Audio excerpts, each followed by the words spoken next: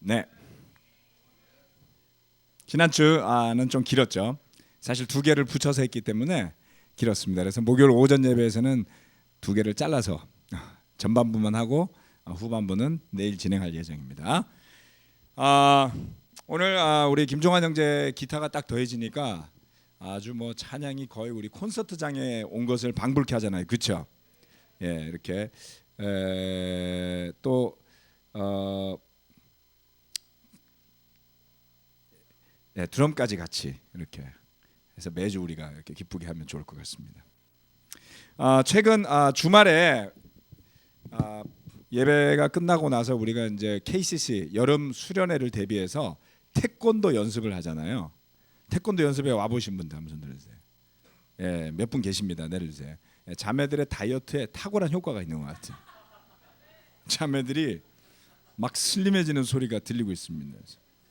예, 발차기를 딱 해서, 그렇죠?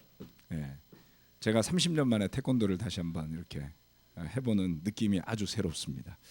그래서 우리 주중 예배 때 언제 한번 좀 시범을 보여줘야 되지 않겠어, 사범님? 예? 무서운 여자 예린이.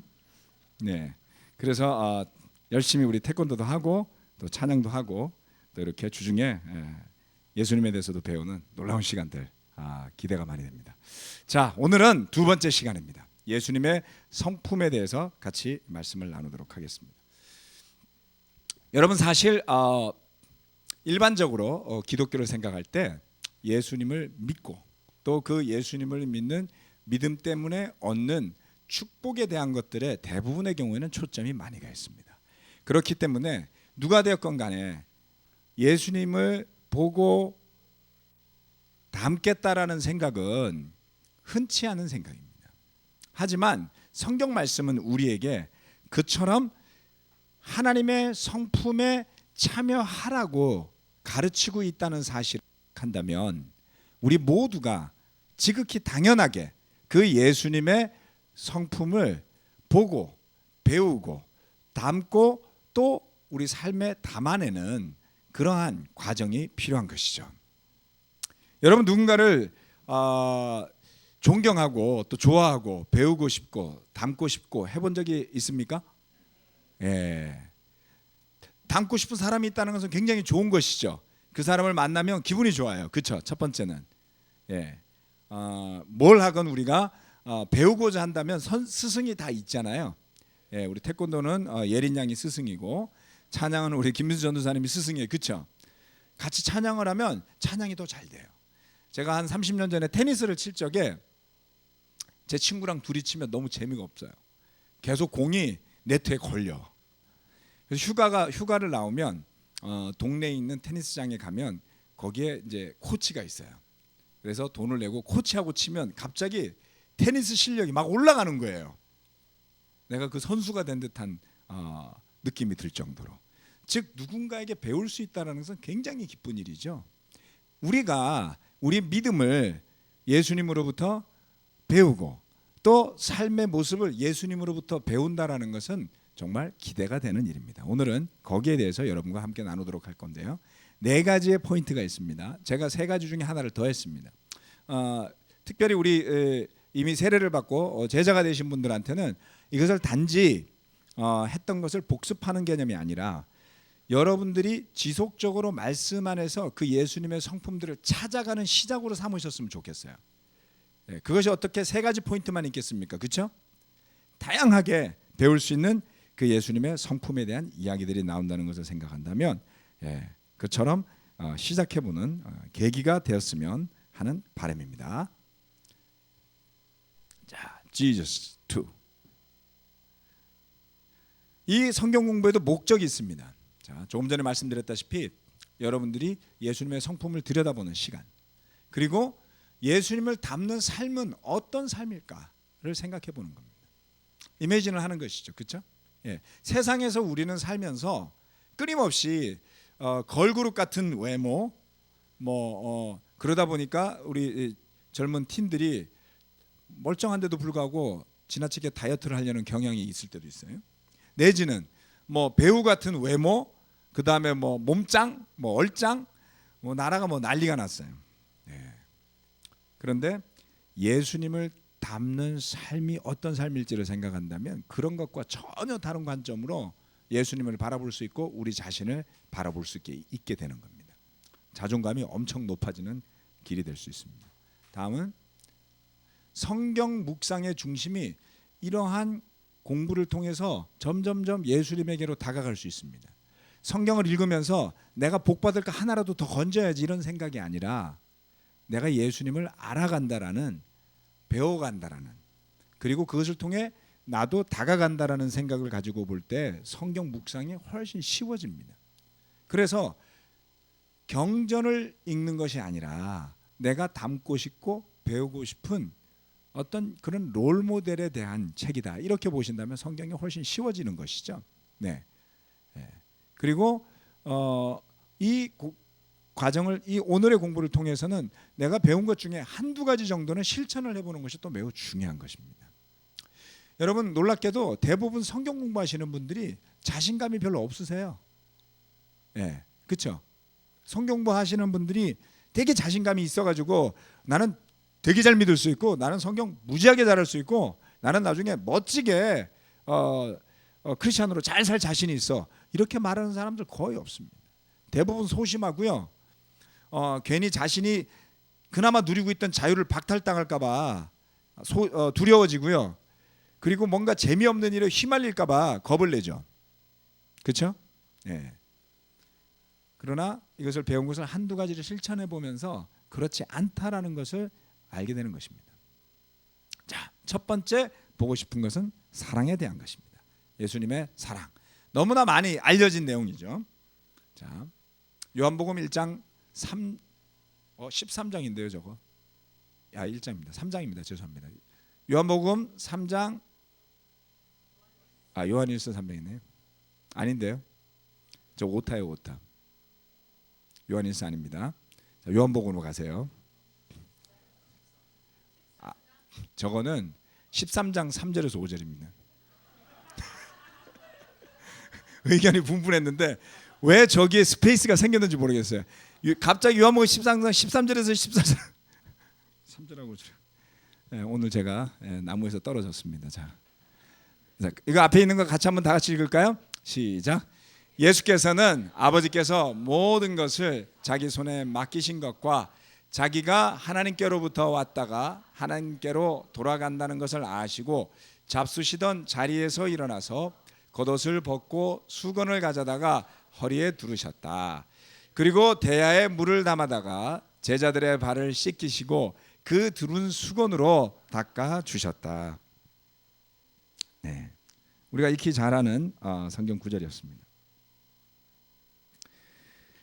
이 말씀은 어떤 한 사건이 이제 벌어진 것을 설명하는데요. 이것은 예수님이 마지막을 직감하고 그리고 제자들의 발을 씻어주는 일을 시작하신 것을 설명하고 있습니다. 이 장면을 보면 우리가 이 장면에서 볼 수 있는 것이 예수님이 제자들을 사랑하시되 끝까지 사랑하셨다라는 말씀이 그 다음 구절에 나오는데요. 예수님이 이 자리에서 제자들에게 마지막으로 뭔가를 베풀어 주고 싶어 하셨는데 그것은 다름 아닌 발을 씻어주는 일이었습니다. 주님인 예수님이 제자들의 발을 씻어주는 일을 지금은 우리가 쉽게 생각할 수 있어요. 세족식이라는 것을 통해서 누구나 발을 씻어준다, 이렇게 예수님의 모습은 발을 씻어준다, 이렇게 생각하시잖아요. 근데 저는 이것이 굉장히 어려운 일이다라는 것을 이런 예를 들어서 설명을 드립니다. 좋은 예일지 모르지만 그냥 참고 들어주세요. 제가 군 생활을 할 적에 식사를 매일 하잖아요, 그렇죠? 매일 식사를 하다가 어쩌다가 당직을 쓰는 날이 있어요. 그것을 일찍 사령이라고 부릅니다. 당직을 쓰는 날은 저녁 식사를 꼭 병사들과 같이 식사를 해야지 돼요. 저녁 식사를 일주일에 한 번이요. 근데 그날이 그렇게 싫어요. 저녁밥을 맛없는 밥을 먹어야 된다는 게 너무 괴로운 거죠.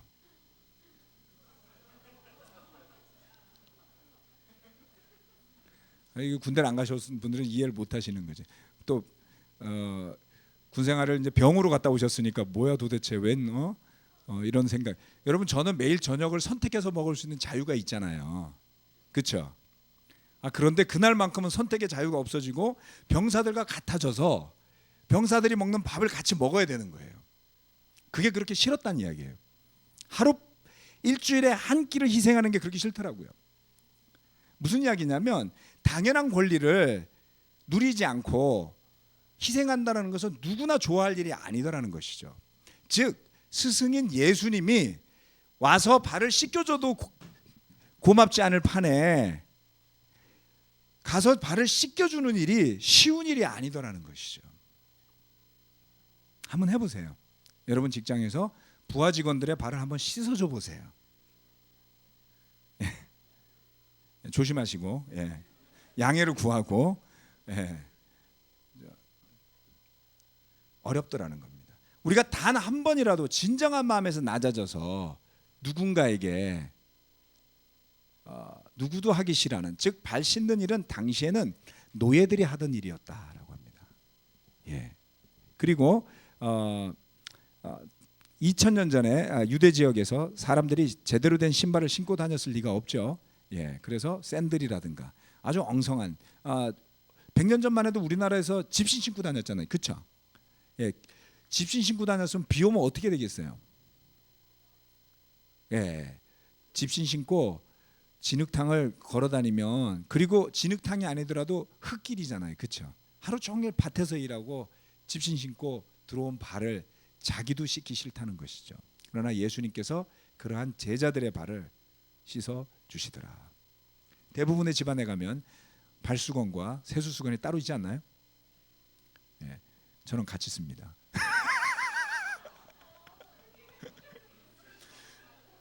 예수님으로부터 배웠어야죠.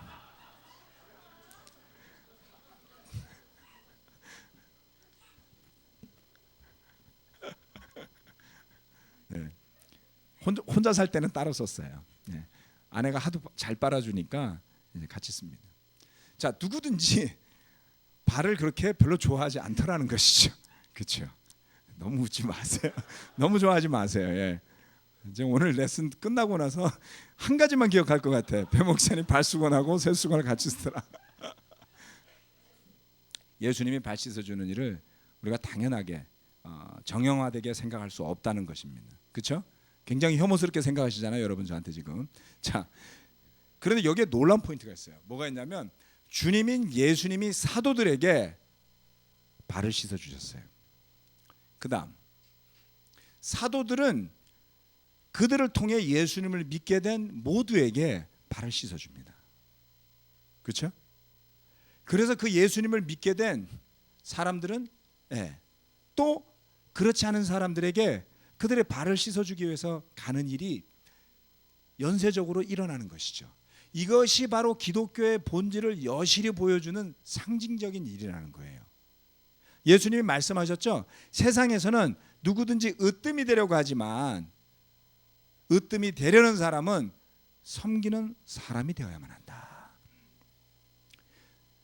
그래서 으뜸이 되려고 섬겨야 한다 이렇게 생각하면은 그것을 우리는 잔머리라고 부르죠. 그렇죠? 세상에서는 통할지 모르지만 하나님 앞에 그러한 것은 통하지 않습니다. 즉 본질이 거기에 있더라는 것을 이야기하는 것입니다. 섬기는 데 본질이 있는 것이지 으뜸이 되는 데 본질이 있지 않더라는 것이죠. 그래서 이처럼 발을 씻어주는 하나의 사건은 그와 같은 가장 본질적인 모습을 보여주는 상징적인 것인데, 이것이 바로 우리가 서로를 사랑하고 서로를 섬기는 모습을 이야기하는 것입니다. 내 삶에서, 저와 여러분의 삶에서 섬기고 또 사랑해야 할 부분이 무엇이 있겠습니까?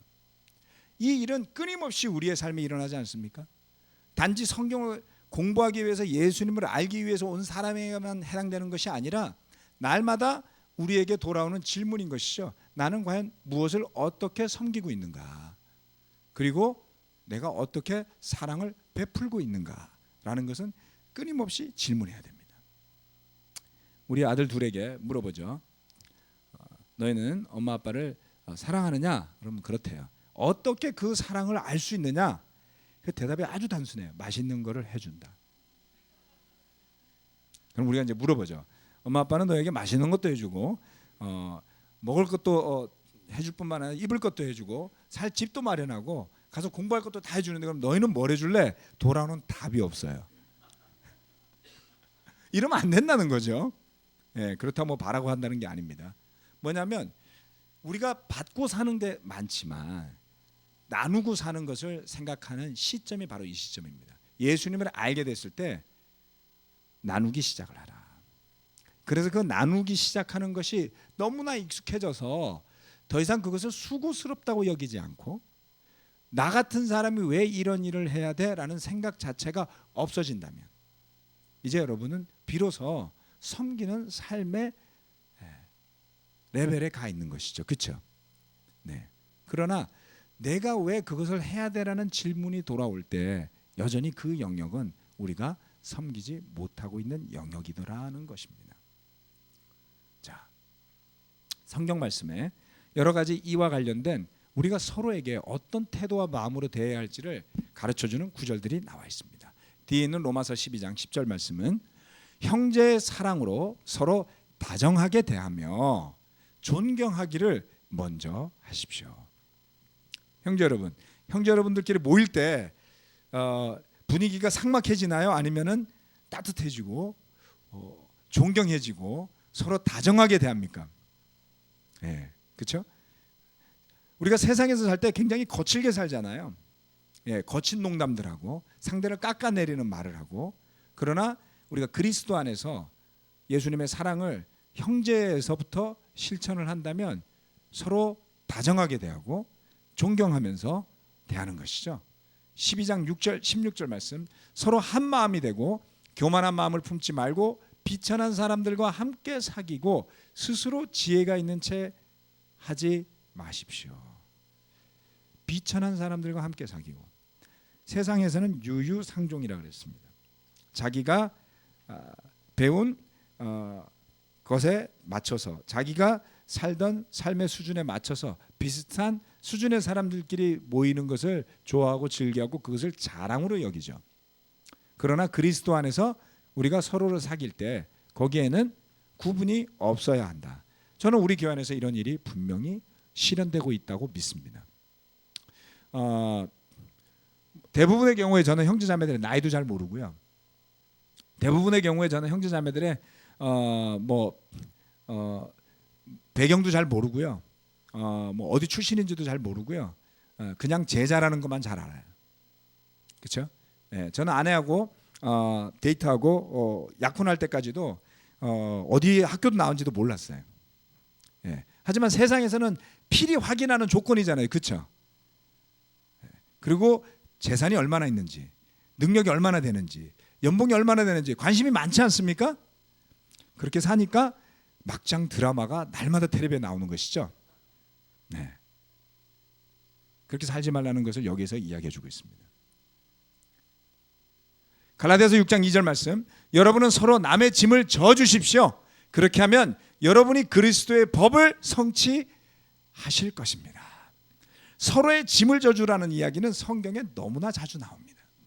형제 자매 여러분은 서로의 짐을 져주고 있습니까? 또 혹시 오늘 이 자리를 초대받아서 오신 분들이 있다면 주변에 있는 누군가가 여러분의 짐을 져주려고 할 때 너무 부담스러워하지 마세요. 그렇다고 뻔뻔할 필요도 없습니다. 그러나 누군가가 그 짐을 덜어주려고 한다면 고마운 마음으로 받아들이시면 돼요. 그리고 다음에도 또 해줘 이러시지 말고 또 해주면 고맙죠. 계속 하십시오. 저는 이 부분이 너무 중요한 것 같습니다. 시간이 갈수록 제 인생의 짐을 저 혼자 다 지기가 어렵다라는 것을 깨닫게 됩니다. 그렇죠? 이렇게 함께 예배 드리는 것도 혼자 다 할 수가 없죠. 예배 전에 왔더니 제가 조금 일찍 왔습니다. 한 30분 전에 왔더니 많은 형제자매들이 와서 의자를 막 깔고 있었어요. 너무 감사했습니다. 그렇죠? 찬양 인도자는 와서 찬양을 열심히 연습하고 있었습니다. 또 어떤 형제자매들은 저녁을 못 먹었고 뒤에서 열심히 김밥도 먹고 자신의 피로도 채우고 있어요. 서로 그러면서 교제도 하잖아요. 이처럼 우리가 이렇게 서로 모여서 서로의 짐을 져주려고 할 때마다 그것이 그리스도의 법을 성취하는 놀라운 일이 된다라는 것을 배우게 되는 것이죠. 에베소서 4장 32절 말씀, 서로 친절히 대하며 불쌍히 여기며 하나님께서 그리스도 안에서 여러분을 용서하신 것과 같이 서로를 용서하십시오. 이 얼마나 놀라운 말씀입니까? 예, 친절히 대하고 불쌍히 여기래요. 예, 저도 알고 보면 불쌍해요. 목사를 불쌍히 여겨주세요. 예, 불쌍히 여기면요, 불쌍히 여기는 사람한테 상처를 잘 안 받아요. 그렇죠? 근데 기대가 높으면요 상처받아요. 예, 그래서 저한테 상처를 쉽게 받으시는 거예요, 여러분이. 역설적이지만 저한테 기대가 높기 때문에 저를 불쌍히 여기면 아유, 우리 목사님 진짜 불쌍해. 그렇게 이야기해 주면 되게 고맙더라고요. 우리 서로 불쌍히 여겨야지 됩니다. 아유, 뭐 우리 집사님도 너무 불쌍해요. 우리 김성경 집사님. 틴들 돕느라고 얼마나 수고 많은지 모르겠어요. 빼짝 말랐잖아요. 네? 그래서 제가 아유, 집사님 너무 수고 많으세요. 만날 때마다 제가 뭘 해드릴까요? 막 이런 마음이 막 우러나고. 예. 집사님도 저 불쌍히 여기시는 거 맞죠? 자, 여러분, 우리 정말 서로 불쌍히 하는 게 굉장히 중요합니다. 예. 저희 부부 관계가 완전히 변한 것은 서로 불쌍히 여기면서 변했어요. 제 아내가 저를 굉장히 불쌍하게 생각하면서부터 서비스가 확 올라갔어요. 이렇게 진짜 노하우예요. 부부관계 노하우, 서로 관계 노하우, 불쌍히 여길 줄 아는 거. 요한복음 2장 12절에서 17절 말씀은 열심에 대한 이야기를 설명하는데요. 자, 이 구절은 좀 기니까 제가 읽도록 하겠습니다. 요한복음 2장 12절에서 17절 말씀인데요.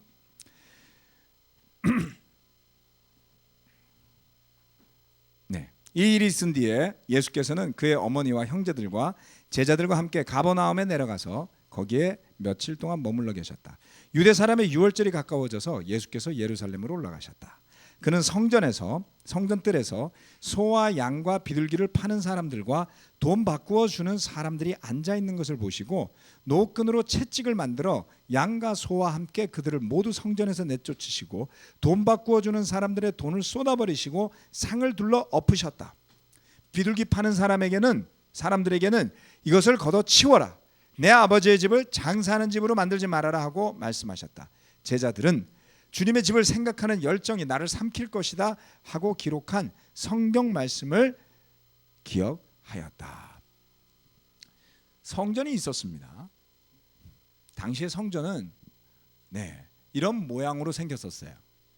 보시면은 무슨 성벽 같은 속에 쌓여 있는 모습을 볼 수 있죠. 그렇죠? 이렇게 성벽으로 쌓여 있고 여기가 성전입니다. 여기가 성소예요. 성소. 이 성소 안으로 들어가면은 지성소가 있는 곳이었죠. 그리고 여기까지는 이방인들이 들어올 수 있는 자리와 그리고 오로지 이스라엘 남자들만 들어갈 수 있는 자리로 구분이 돼 있었습니다. 자, 그런데 이 성전에서 성전이 이렇게 생겼죠. 그렇죠? 자, 헤롯 시대에 헤롯이 지었던 성전이었습니다. 이렇게 이제 쇼핑몰 같은 거예요. 이 주변은 이렇게 회랑이 있고 사람들이 모여서 만나고 교제하고 그런 자리로 되어 있습니다. 자, 그래서 이방인들이 이렇게 와서 돌아다닐 수가 있었죠. 그리고 이스라엘 사람들이 여자들이 들어갈 수 있는 자리와 남자들이 들어갈 수 있는 자리와 제사장만 들어갈 수 있는 자리로 철저하게 구분되어 있었습니다. 그런데 이 성전의 목적과 용도는 오직 기도와 제사를 드리기 위해서 존재했던 것입니다. 하나님 앞에 드리는 제사라는 것은 대부분의 경우에 죄를 사하는 속죄의식이 중심이었습니다. 하나님 앞에 나갈 때 거룩하게 되기 위해서 드리는 제사가 중심이었죠. 또한 그 민족이 하나님 앞에 흠이 없게 되기를 바라는 마음으로 드리는 속죄제 내지는 하나님과 더불어 화목하게 살기를 바라는 화목제 이러한 몇몇 제사들이 있었습니다. 그런데 그 성전이 소와 양과 비둘기를 파는 사람들과 돈 바꿔주는 사람들로 가득 차 있었어요. 문제가 뭐였습니까? 이것은 예수님께서 채찍을 들어서 장사치들을 내어 쫓는 그러한 그림입니다. 문제는 뭐냐면 바로 타협이었던 것입니다. 기도와 그리고 하나님 앞에 나아가기 위해 거룩하게 자신을 씻기 위한 제사가 중심이었던 곳이 어느덧 축제가 중심이고, 그리고 사람들이 그곳에 와서 장사하는 것이 중심이고 주종이 바뀌어 버렸어요. 여러분 제사의식을 잘 보면 아시겠지만 소와 양과 염소와 같은 고기들을 제물로 드리고 난 뒤에 그 제물을 함께 먹으면서 즐겼습니다.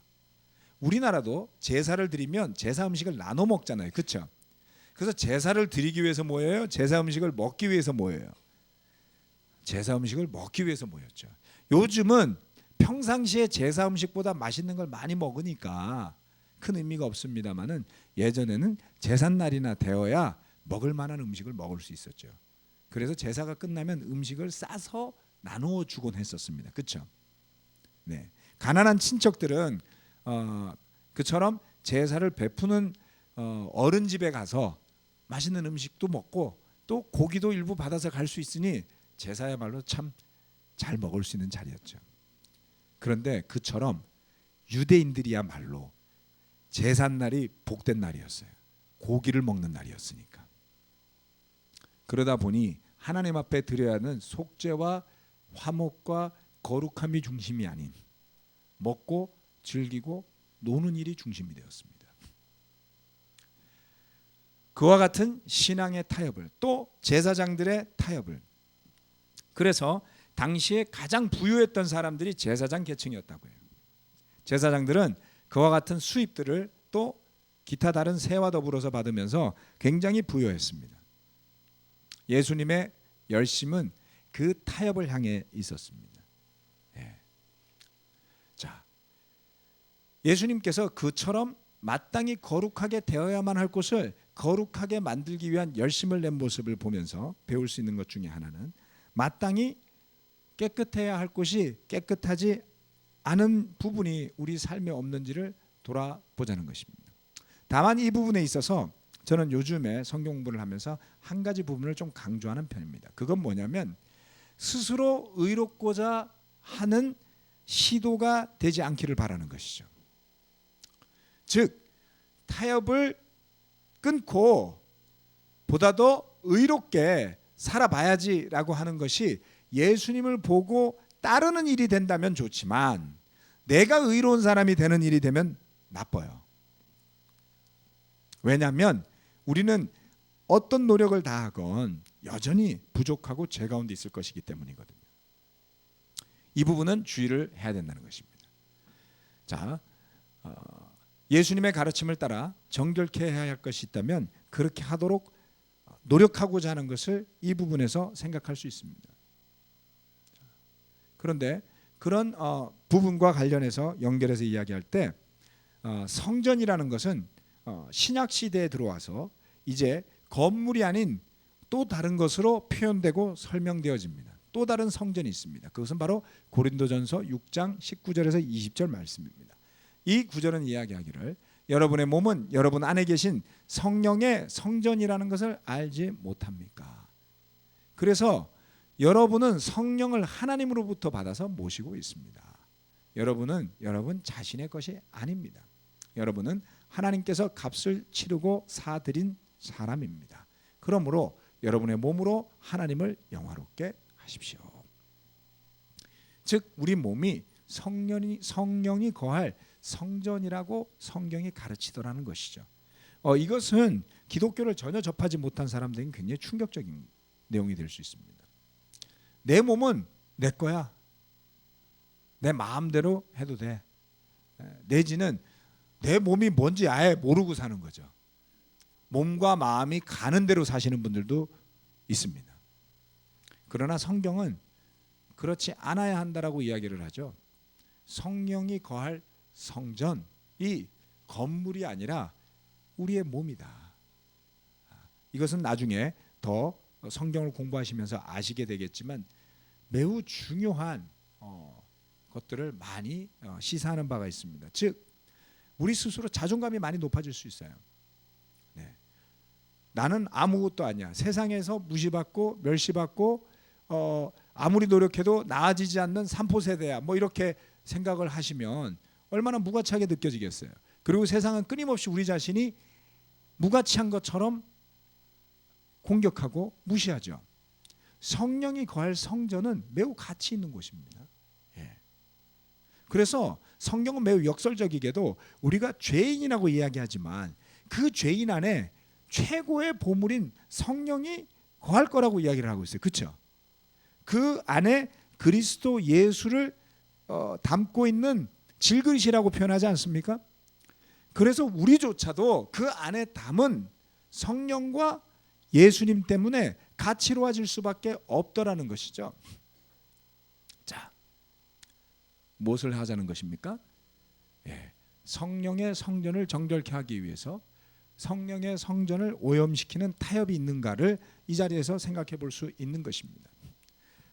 쉽게 생각해서 마약과 술과 담배 등 중독성이 심하고 몸과 영을 해치는 유혹들에 대해서 우리가 단호하게 행동하고 할 필요가 있다라는 것입니다.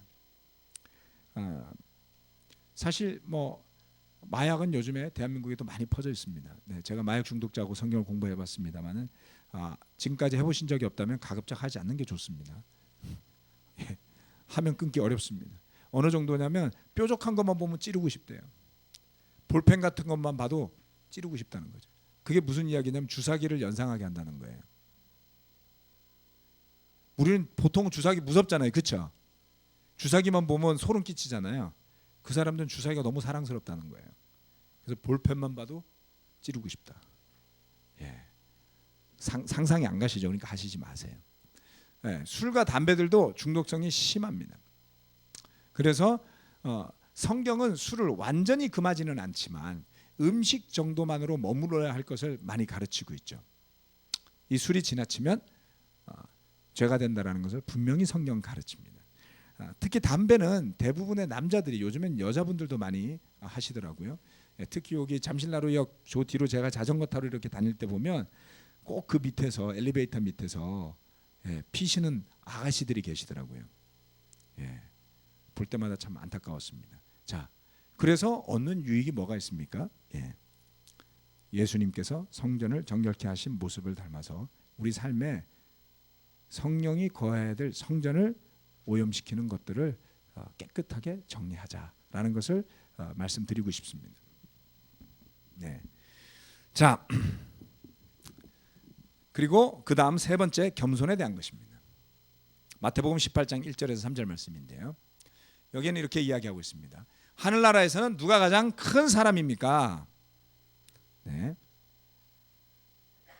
예수께서 어린이 하나를 곁으로 불러서 그들 가운데 세우시고 말씀하셨다. 내가 진정으로 너희에게 말한다. 너희가 돌이켜서 어린이들과 같이 되지 않으면 절대로 하늘나라에 들어가지 못할 것이다. 예수님께서 아이와 같이 되어야만 갈 수 있는 곳이 하늘나라다라는 것을 가르치셨습니다. 자, 아이들의 특징을 보면서 바라볼 수 있습니다. 자, 여기에서 이야기하기를 예수님이 뭐라 했냐면 너희가 변하여, 조금 전에 보세요. 여기에 보면 뭐라 그랬습니까? 돌이켜서라고 이야기하죠. 그렇죠? 너희가 돌이켜서 어린이들과 같이 되지 않으면, 즉 지금 그렇지 않다는 이야기죠. 예수님을 아직 알지 못한 상태에서, 예수님을 알아가지 못한 상태에서 우리가 돌이켜야 할 것이 있다라는 것을 이야기하는 겁니다. 심지어는 여러분이 오랫동안 예수님을 믿는 삶을 살았다 할지라도 돌이켜야 할 것이 있으면 반드시 돌이켜야 합니다. 자, 돌이켜서 어린이와 같아진다라는 것의 의미는 뭡니까? 돌이키다라는 단어는 헬라어로 스트레포라고 부릅니다. 적지 마십시오. 적어도 뭐 까먹습니다. 자, 이 돌이킨다라는 단어의 의미는 to turn. turn이라는 것은 잡아 돌리는 거예요. 영어는 turn은 원래 돌리는 겁니다. 이렇게 turn. 이렇게 도는 거죠. convert by changing direction. 이렇게 이야기하죠. 그렇죠? 자, 무슨 말이냐면 방향을 바꾸는 것에 의해서 convert 된다. 이건 개종된다라는 의미를 갖고 있어요. 즉 이쪽 방향으로 살던 사람이 이렇게 돌아서 갖고 딴 데로 가는 선택을 하는 것이죠. 종교적인 믿음의 선택을 한다는 의미가 있습니다. 그 다음에 go the other way. 예, 다른 길로 가다. 자, 근데 요거는 뭐냐면 go the other way를 about face라고 부르는 거예요. about face는 뭐냐면 군대 용어입니다. 뒤로 돌아 그러면은 뒤로 돌아가잖아요, 그렇죠? 예, 형제들 앞으로 가 그러면 막 가다 뒤로 돌아가 그러면 돌아서 가죠. 이 연습을 계속 시켜요. 크리스천들도 이 연습을 좀 해야 돼. 뒤로 돌아가. 예수님께서 하신 말씀이 그거였습니다. 돌이켜서 어린이와 같이 되어라 라고 말씀하셨죠. 예. 이것은 자연스럽게 일어나는 일이 아니더라는 것을 이야기합니다. 즉 의지가 들어가야지 되고요. 그 다음에 노력이 들어가야지만 하는 것입니다. 자, 여러분이 믿음을 가지고 사는데 가만히 있는데도 불구하고 하나님께서 내 앞에 나타나 주셔서 그렇게 되기를 기다리고 있다면 아무런 일도 일어나지 않습니다. 하나님은 우리가 더듬어 찾으라고 지난 시간에 말씀드렸죠. 더듬어 찾는 사람이 만난다고 했습니다. 믿음이라는 것은 수동적이지 않습니다. 믿는다라는 것은 굉장히 적극적이에요. 그래서 변화가 일어나기 시작하는 것입니다. 굉장히 많은 변화가 일어납니다. 예수님은 우리가 그처럼 어린아이와 같이 되라고 이야기를 했습니다. 살다 보면 음모도 너무 많고요. 네, 세상에 얼마나 많은 음모가 있는지 모르겠어요. 제가 얼마 전에 뉴스에서 중국에서 공장을 베이징 쪽에서 전부 산동반도로 옮겨가지고 이제 베이징은 깨끗해지고 이제 우리나라는 완전히 미세먼지 천국이 된다. 분노가 막 일어났어요. 제가 중국이 진짜 그랬단 말이야? 그런 것 같았어요. 미세먼지가 심해졌잖아요, 그렇죠? 근데 뭐 중국을 어떻게 할 수도 없고 너무 괘씸하고 막 화가 났어요. 근데 보니까 사실 무근이었어요. 근데 아직도 사람들은 뉴스에서 그렇게 주장하는 사람들이 있습니다. 베이징에서 공장을 전부 산동반도로 다 옮겼대. 세상에 얼마나 많은 음모가 있는지 모르겠어요. 아이들은 음모가 없어요. 그렇죠? 불신 그리고 의심, 순수하지 않은, 이것이 겸손하지 않은 겁니다. 예수님은 아이들처럼 돌이켜서 예수님을 순수하게 받아들이라고 했습니다. 엊그저께 엘리베이터 앞에 서 있는데 어떤 한 성인 여자였어요. 갑자기 웃으면서 제가 뭐 들고 있는데 뭐 꽃이네요 이렇게 이야기를 하더라고요. 그래서 이렇게 쳐다봤어요. 요즘에 그렇게 물어본 사람 없잖아요. 이렇게 봤더니 다운 증후군이 있는 성인 여성이었어요. 그러면 굉장히 관심 있게 물어보더라고요. 그러면서 아이들 생각이 났어요. 어른들은 절대 아무도 그런 걸로 안 물어봐요. 관심 있어도 모른 척, 없는 척. 그러지 않나요? 근데 애들은 막 물어보죠. 그거 뭐예요? 있는 대로 순수하게 드러내고 또 이야기하면 그것을 받아들이고 믿고, 그와 같은 우리가 순수함과 겸손함이 우리 안에 있을 때 믿음이라는 것이 파워풀하게 움직일 수 있습니다. 마지막 불쌍히 여기심입니다. 마가복음 8장 1절에서 3절 말씀인데요. 예수님께서 많은 무리가 모여 있을 때 먹을 것이 없었어요. 그래서 제자들을 가까이 불러놓고 말씀하십니다. 저 무리가 나와 함께 있은 지가 벌써 사흘이나 되었는데 먹을 것이 없으니 가엾다. 내가 그들을 굶은 채로 돌려보내면 길에서 쓰러질 것이다. 더구나 그 가운데는 먼 데서 온 사람들도 있다. 어떠세요? 예수님은 그 자리에 와 있는 사람들이 배가 고파가지고 돌아가다 쓰러질까 봐 염려를 하셨더라고요. 그렇죠? 멀리서 온 사람들도 있고, 그러니 먹을 것을 줘서 보내라 라고 말했을 때 제자들은 돈도 없고 먹을 것도 없습니다 라고 대답해요. 때로는 우리가 그와 같이 되기가 쉬운 것 같습니다. 예수님은 무리들의 필요를 살피셨어요. 그리고 제자들에게 가르치셨죠. 사람들이 멀리서 오면 밥은 줘서 보내라. 이걸 가르치신 거예요. 우리 교회에서 작년부 어르신들한테 뭐 약소하지만 점심때 음식을 적게나마 좀 대접을 해드리려고 노력을 합니다. 이유인즉슨 멀리서 오셨는데 아무것도 안 먹고 돌아가다가 허기가 지셔갖고 힘드시다는 거예요. 그래서 우리가 작년 모르시는 꼭 예배 끝나고 간식이라도 드시고 가시라고 권해드리고 격려해드립니다. 자, 무리들의 필요를 살피시는 것, 우리가 그처럼 이와 같은 것들을 서로에게 살필 필요가 있습니다. 예수님은 또한 예루살렘, 누가복음 19장 41절 말씀인데요, 예루살렘 가까이 오셔서 그 도성을 보시고 우셨다라고 이야기하셨어요. 왜냐하면 그 도성이 처한 운명을 알고 있었기 때문에 그렇습니다. 그렇죠? 불쌍히 여기셨죠. 그들이 겪을 고통을 보면서 눈물을 흘리셨어요. 우리 또한 이와 같은 마음들이 좀 더 살아야 되지 않겠는가라는 생각합니다. 뭐 드릴 말씀이 많습니다만, 네. 그래서 예수님은 많은 사람들을 도우시고 구하셨어요. 그 근본에는 뭐가 있냐면 compassion, 불쌍히 여기는 마음이 있다라는 것이죠. 그렇죠? 여러분, 놀랍게도 제가 봉사활동을 정말 바빠서 못 갈 것 같아요. 근데 호프 이사장이 안 갈 수가 없어서 간 적이 많습니다. 근데 어김없이 갔다 오면 너무나 기뻐요. 하루도 아니고 한 3일은 가는 것 같아요. 그 여운이 그렇게 오래 가더라는 것이죠. 제가 제일 좋아하는 가수 중에 한 사람은 빌리 조엘인데요. 몇 년 전에 왔어요. 그 콘서트를 기대하고 고대하고 기다리다가 제가 콘서트를 갔다 오니까 3일 기분이 좋더라고요. 근데 빌리 조엘도 필요 없어요. 봉사활동만 갔다 오면 그거 이상으로 기쁘더라는 것이죠. 하나님 우리를 그렇게 만들어 주신 거예요. 그렇죠? 네, 이와 같은 것들. 자, 끝으로 마무리하면서 예수님처럼을 우리 머리에 떠올려 봅시다. 예수님처럼. 저와 여러분 스스로 자신의 성품과 삶을 돌아봅시다. 무엇이 떠오릅니까? 나의 성품을 떠올릴 때 무엇이 떠오른가요? 그렇다면 무엇을 해야 될지를 생각해 볼 수 있습니다. 오늘의 레슨 가운데서도 또 제가 말씀드렸죠. 예수님을 보면서 네 가지가 아니라 5가지, 6가지, 7가지를 여러분이 만들어 보십시오.